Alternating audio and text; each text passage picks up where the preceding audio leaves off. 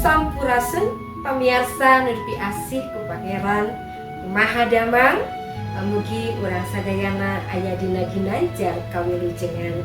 Tepang deui sareng pribados ngalangkungan acara Paniis Manah anu dicandak tina renungan harian wasiat.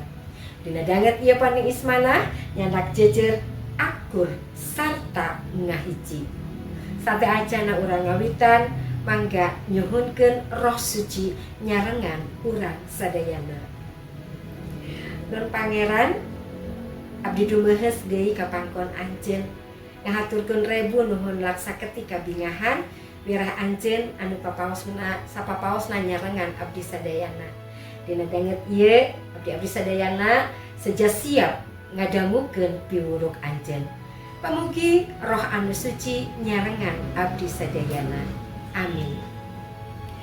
Pamirsa anu tadi tos didugikeun jejerna nyaeta akur sarta ngahiji dicandak tina kitab Jabur 133 atuh di ayat luluguna dicandak tina Jabur 133 ayat nu kahiji anu kieu unggalna.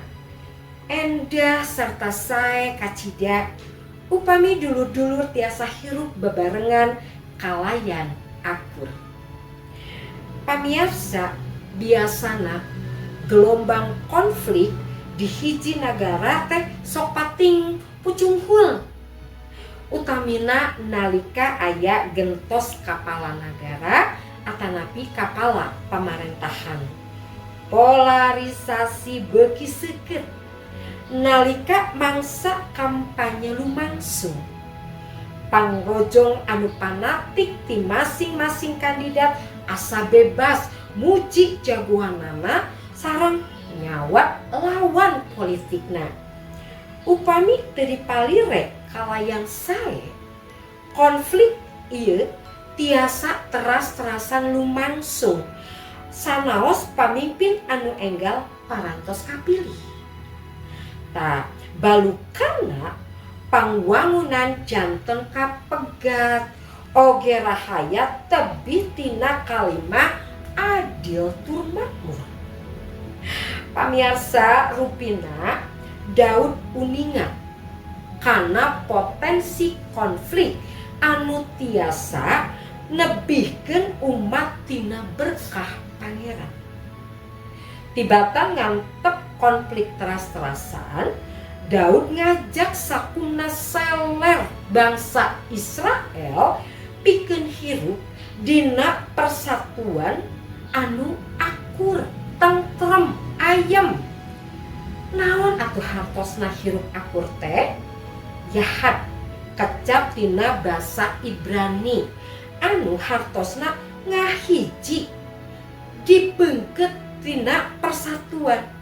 Di jerona ngandung makna atanapi hartos nyaeta aya karahayuan atanapi damai sejahtera.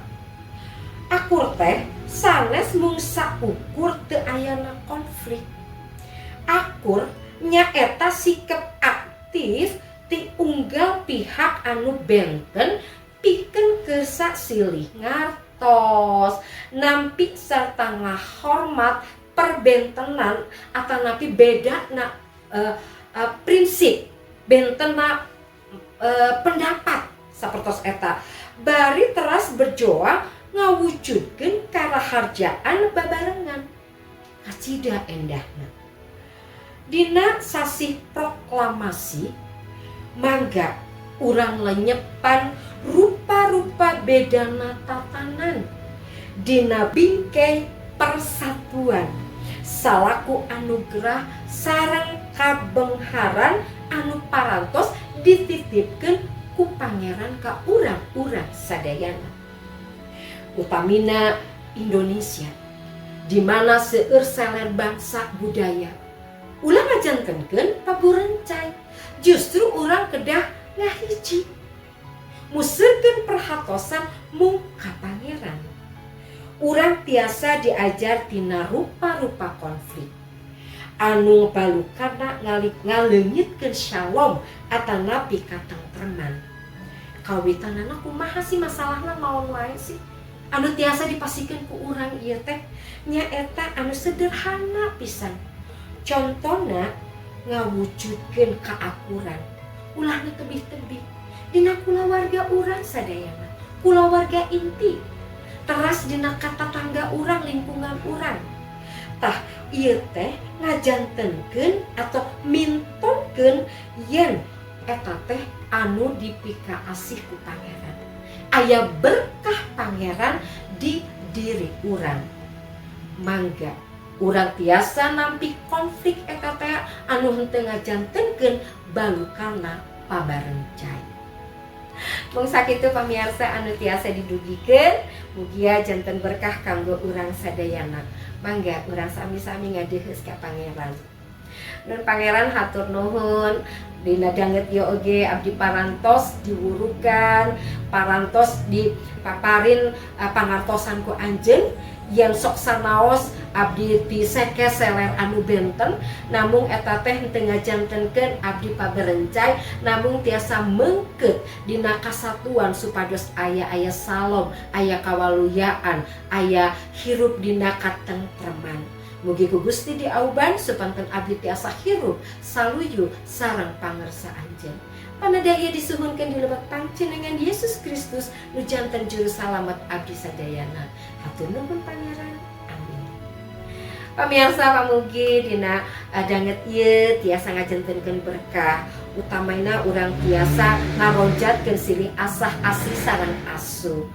Ulah hilapnya pamirsa di like, subscribe, oge sebarkeun kanu sanes supanten tiasa ngajantenkeun berkah, oge urang tiasa ngabewarakeun Injil kasalametan.